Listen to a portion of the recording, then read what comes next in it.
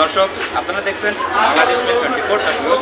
আর এই মুহূর্তে চট্টগ্রামের বটতলী স্টেশন থেকে আপনাদের সাথে যুক্ত আছি আহমেদ মুন্না। এবং একটু আগে কিন্তু ছিনতাইয়ের হচ্ছে ঘটনা ঘটেছে এবং দেখতে পাচ্ছেন যে হচ্ছে ভুক্তভোগী আমাদের এখানে হলো পাশেই রয়েছে এবং আমরা ঘটনাস্থলে যেটা জানতে পেরেছি যে তাকে কিছু খাবার খেয়ে তাকে অজ্ঞান করে তার ফোনটা কিন্তু ছিনতাইকারীরা নিয়ে গেছে। এবং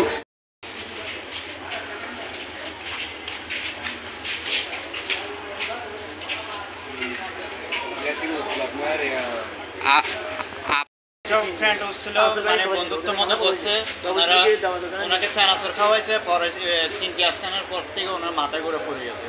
ওনার থেকে মোবাইল ছিল একটা, মোবাইলটা নিয়ে গেছে। আচ্ছা, মোবাইল মানি ব্যাগ নিছে?